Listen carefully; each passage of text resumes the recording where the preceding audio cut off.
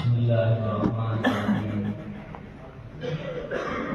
الحمد للہ وکفی وسلام علی عبادہ الذین اصطفی اما بعد اعوذ باللہ من الشیطان الرجیم بسم اللہ الرحمن الرحیم وفی ذلک فلیتنافس المتنافسون وقال تعالی فی موضع آخر وذکر فإن الذکری تنفع المؤمنین صدق اللہ مولانا العظیم. حضرات علماء کرام، اساتذہ نظام، قرب و جوار سے تشریف لانے والے مہمان کرام، عزیز طلباء، مدارس میں سالانہ انجمنوں کا جو تقابلی مختلف فروعات کا پروگرام پیش کیا جاتا ہے، جس میں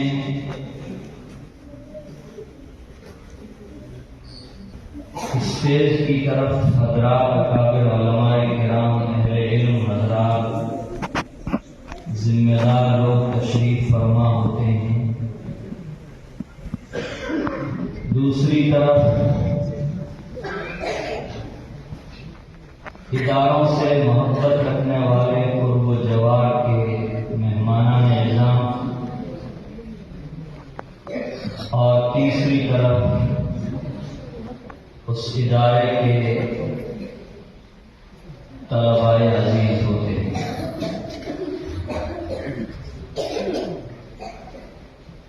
کیا تاثرات پیش کیے جائیں، کہاں سے بات شروع کی جائے،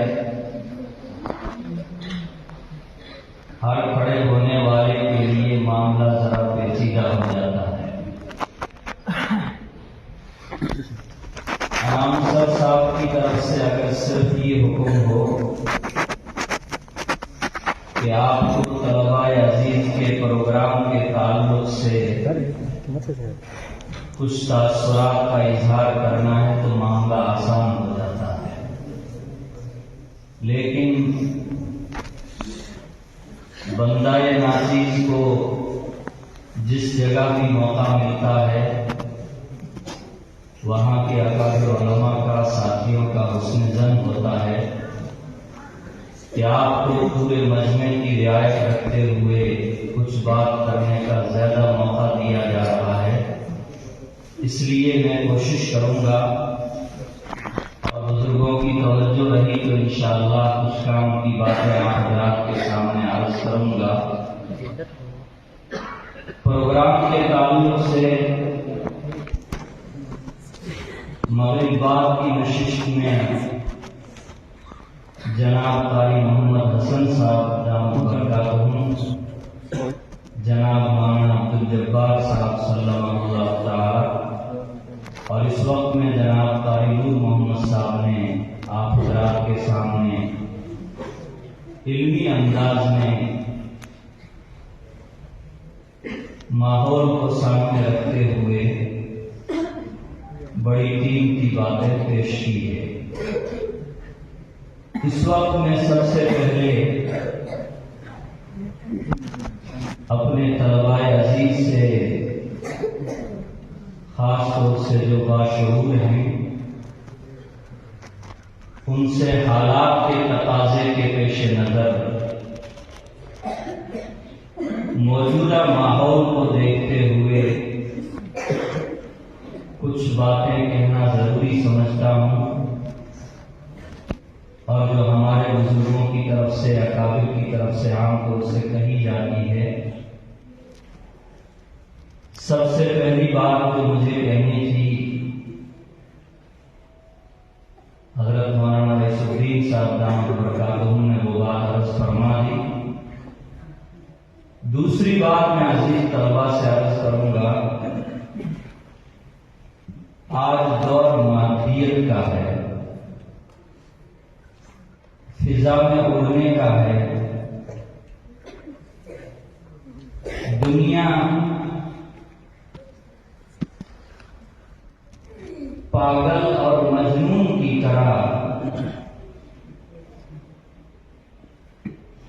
مال کے پیچھے، دولت کے پیچھے بھاگ رہی ہے۔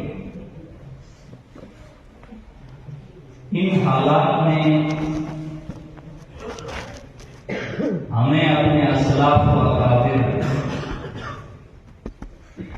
صحابہ کرام رضوان اللہ تعالی علیہم اجمعین کا جذبہ اپنے اندر ضرور پیدا کرنا چاہیے۔ دنیا جس جگہ پر چل رہی ہے، اگر مدارس کے علماء اور طلباء بھی اسی راہ پر چل پڑے، مال و دولت کے حصول میں مادیت کے پیچھے ہم بھاگنے لگے، اللہ ہماری جگہ کسی اور کو لا کر کے کھڑا فرما دے گی۔ اس کے لیے کوئی مشکل نہیں ہے۔ دین کا کام مال و دولت سے نہیں ہوا ہے، دین کا کام اچھی صفات اور اچھے اوصاف سے ہوا ہے۔ اس لیے میں عزیز طلباء سے عرض کرنا چاہتا ہوں، آپ اپنے اندر اعتماد اور یقین رکھیے کہ ہم جس میدان میں، جن اساتذہ کی سرپرستی میں، جس ادارے میں آگے بڑھ رہے ہیں، یہ راستہ دنیا کی زندگی میں بھی ہمارے لیے کامیابی کا ضامن ہے، اور آخرت میں یقینی طور پر اس کے اوپر ہمیں بہت بڑا اجر و ثواب ملنے والا ہے۔ یہ یقین اور یہ اعتماد موجودہ دور میں اور زیادہ مضبوط کرنے کی بہت زیادہ سخت ضرورت ہے۔ دوسری بات، خاص طور سے جو شعبہ عربی کے طلباء ہیں، ہم 8 سال کا 7 سال کا ایک نصاب مکمل کرتے ہیں، وہاں کچھ کتابیں متعین ہیں، ہم انہی کتابوں کو درسن پڑھتے ہیں، اسباق کے اندر انہی کتابوں کا تکرار ہوتا ہے، انہی کتابوں کا مذاکرہ ہوتا ہے۔ حضرت علامہ انور شاہ کشمیری رحمۃ اللہ علیہ کا جملہ مشہور ہے، فراغت کا مفہوم چابی کے ذریعے تالے کا کھلنا ہے، فراغت کا مفہوم علم کی تکمیل نہیں ہے۔ اس لیے میں عزیز طلباء سے عرض کروں گا، پہلے کے مقابلے میں علمی صلاحیت اور علمی استعداد پیدا کرنے کی سخت ضرورت ہے۔ پہلے دنیا میں حالات بہت دیر کے بعد تبدیل ہوتے تھے، نئے نئے مسائل سالوں کے بعد سامنے آتے تھے۔ آج حالات یہ ہیں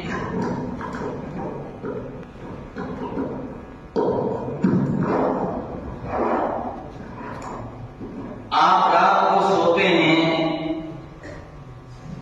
آپ کے سامنے کوئی نیا مسئلہ نہیں ہوتا ہے،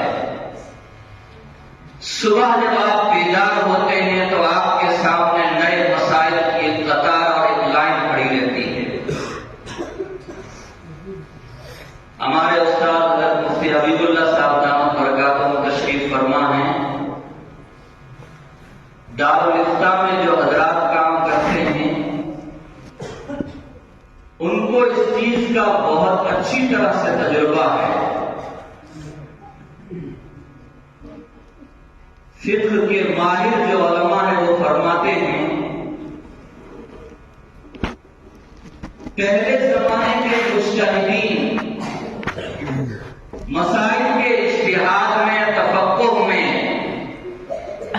100 سال آگے چلتے تھے۔ مسئلہ اس طرح پیش آ سکتا ہے، اس طرح پیش آ سکتا ہے، اس طرح پیش آ سکتا ہے، یہ شکل ہو سکتی ہے، یہ شکل ہو سکتی ہے، مفروضہ طور پر مان کر کے مسائل کا حکم نکالا جاتا تھا۔